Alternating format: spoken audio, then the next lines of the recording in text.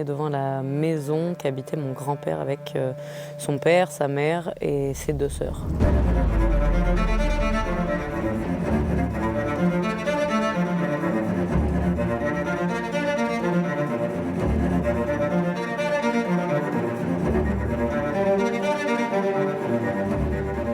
Agathe, la trentaine, porte aujourd'hui la mémoire d'Oradour-sur-Glane. Elle raconte l'histoire de son grand-père, Robert Hébras.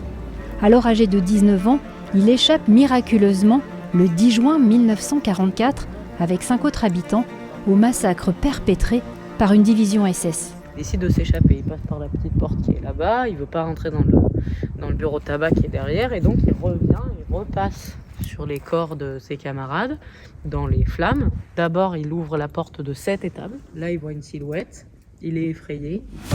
Ce jour-là, le village de Haute-Vienne de 1500 âmes est entièrement pillé et incendié par des nazis en route pour repousser les Alliés qui viennent de débarquer sur les plages normandes. Les hommes du village sont fusillés. Les femmes et les enfants enfermés dans l'église périront brûlés vifs.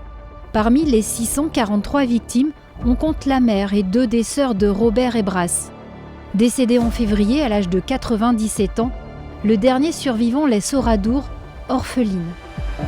Mais ses inquiétudes restent, elles, bien présentes. La crainte de mon grand-père et qui est la nôtre, c'est que demain ça devienne comme un décor de cinéma un peu où on aurait conservé les façades avant et puis on laisserait les arrières dépérir. Le risque, c'est que le site ne soit plus suffisamment lisible. Quand il a été classé monument historique, il a été classé dans son intégralité. Donc aujourd'hui, on ne veut pas renier une partie et puis on ne veut pas dire cet îlot est moins important que celui-ci.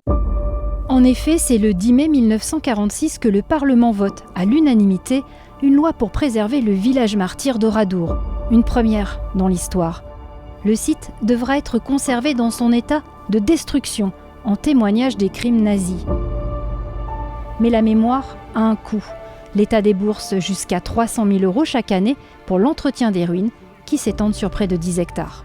Avec cet effet de murs pas protégés et puis l'accumulation du temps, aujourd'hui on arrive à des dégradations qui nécessitent réellement un travail important et surtout très, très urgent. Je veux vraiment souligner que l'État ne se désengage pas, mais il intervient sous forme de plan jusqu'à 10 ans. Aujourd'hui, ce n'est pas dans 10 ans qu'il faut intervenir, c'est maintenant. Ça fera 80 ans l'année prochaine et la dégradation s'accentue de plus en plus.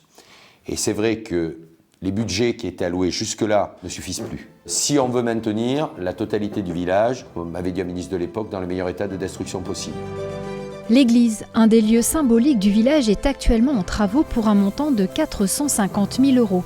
Une préservation indispensable, car Oradour se veut un outil pédagogique pour sensibiliser les générations actuelles et futures aux réalités de la guerre et aux tueries de masse, qu'elles soient passées ou contemporaines. Il faut être réaliste aussi. Pour un jeune ou un très jeune, la Deuxième Guerre mondiale, c'est un peu lointain. Et donc de créer des liens avec d'autres choses qui sont plus contemporaines, ça peut peut-être aider à la compréhension. C'est pour ça qu'on tient à ne pas rester ancré dans le simple récit de la journée du 10 juin. Mais on montre ce qu'est un massacre de masse en plein cœur de la France. C'est chez nous que c'est arrivé, c'est pas à l'autre bout du monde, c'est chez nous. Le 10 juin 2024, la France commémorera les 80 ans du massacre d'Oradour. L'occasion de rappeler la nécessité de préserver les valeurs humanistes et de paix que l'histoire du village incarne.